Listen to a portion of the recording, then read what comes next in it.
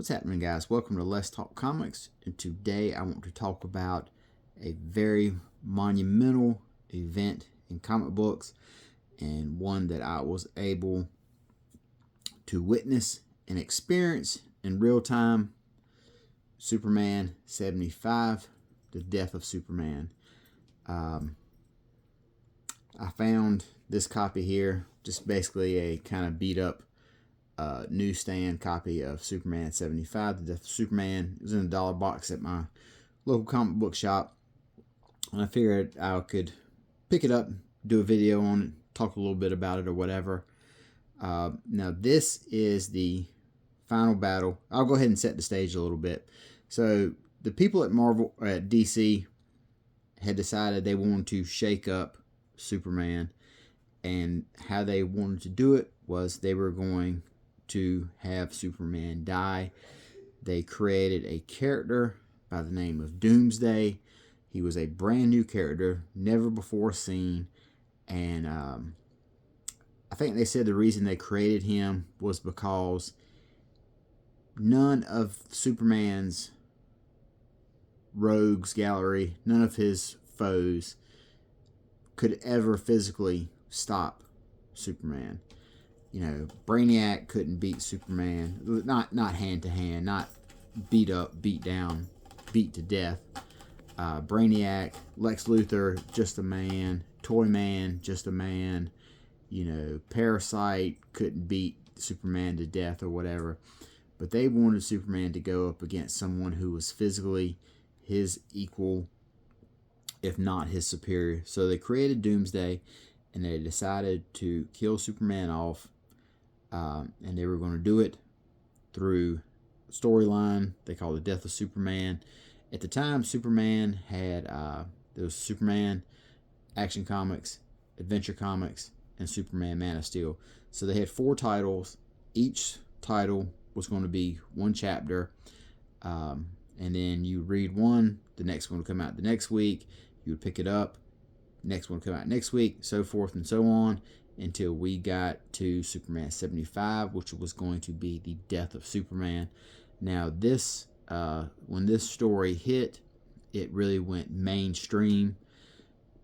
They were talking about it on the news. They were talking about it in the newspaper. Everyone was going crazy for it. People who had never set foot in comic book shops were buying 10, 15, 20, 30, whatever cases, or not cases, but probably cases of this book. They thought this was going to be the book to buy. They could put their kid through college. They were going to be able to retire on it. But if you were somebody who was a week in, week out reader of comic books, you knew that Superman was going to be back. He was not going to be dead for an extended amount of time. You know, all of us that read comics knew that this was a gimmick, so to speak. But the mainstream media and the new folks that saw it and got caught up in it, they didn't know that, so they just went crazy. What they did, one of the unique things they did with this Superman story is, you don't know anything during this time period. You didn't know anything about Doomsday. He literally is just like a crashed spaceship, and he's like a monster that comes out of it and just starts wrecking havoc. You know, so the origins of Doomsday at the time were not known. He was very, like I said, it was very much a mystery as who is this monster and how is he destroying not only Superman, he destroyed the Justice League, although it was a version of the Justice League that didn't have a lot of the heavy hitters.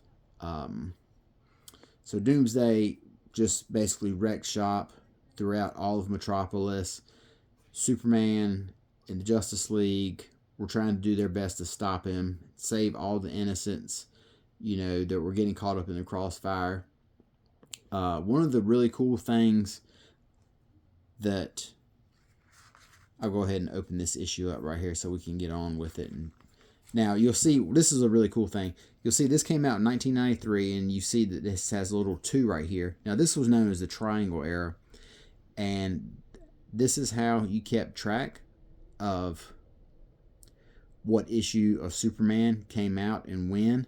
So this was in the year 1993, and then it had a 2 right there. So the next issue that followed it would have a 3. You know, that's how you kept track of it. So when you hear people talk about the Triangle Era, that's what they're talking about right there. Now, a really cool thing that they were doing in this storyline, from a artistic standpoint, is like the first issue had, you know, the first part of the storyline, I think it was Man of Steel 18, something like that, had 6 boxes, 6 panels, and then the next issue 5, and then the next issue 4, and then you get to Superman 75, and every page in this book right here is a splash page. No more panels. Each issue or each page, one full drawing. Dan Jurgens, he wrote and drew this issue. You know, he is essentially, to me, he is the 90s Superman artist. You can't think about Superman during this time period and not think about Dan Jurgens' pencils. But the story essentially up to this point is there's nobody left to stop Doomsday. Doomsday is in the middle of Metropolis. You know, Special Forces guys, they can't stop him. These Project Catamus agents, they can't stop him. There's nobody left right now. It's essentially just Superman.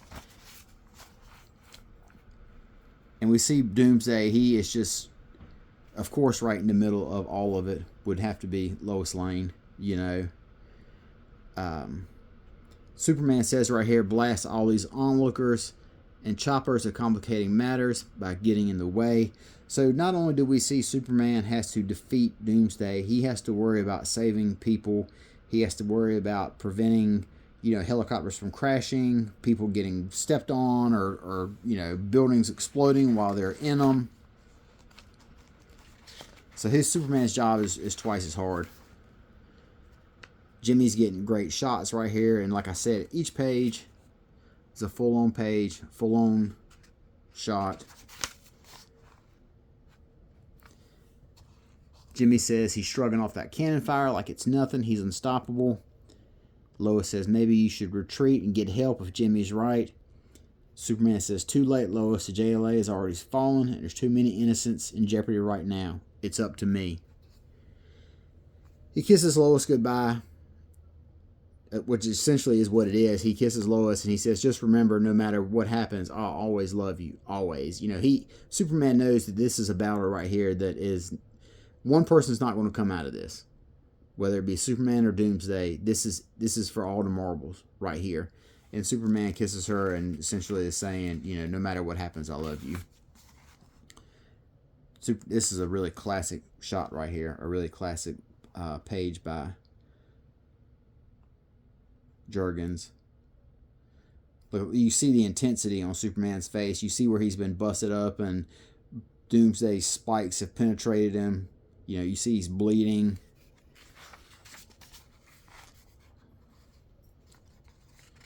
Brackham! Superman just throws himself into him. And then, of course, it wouldn't be the 90s without trading cards. Everybody had trading cards at the time. Now the action really starts to pick up. Doomsday spikes Superman right into the ground.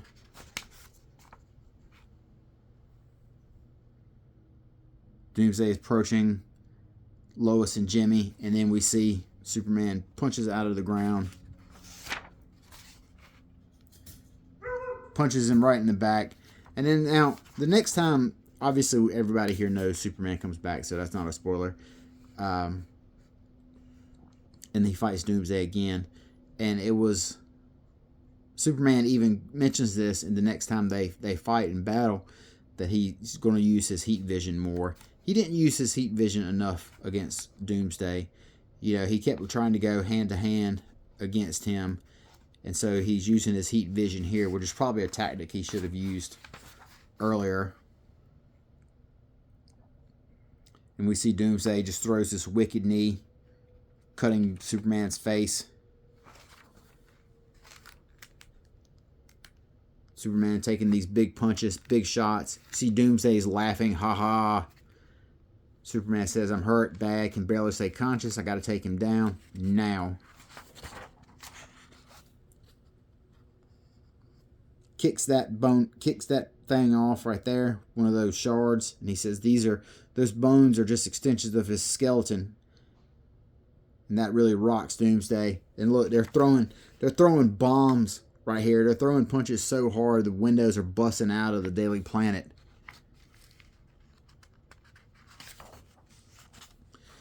And then this is it right here with Superman.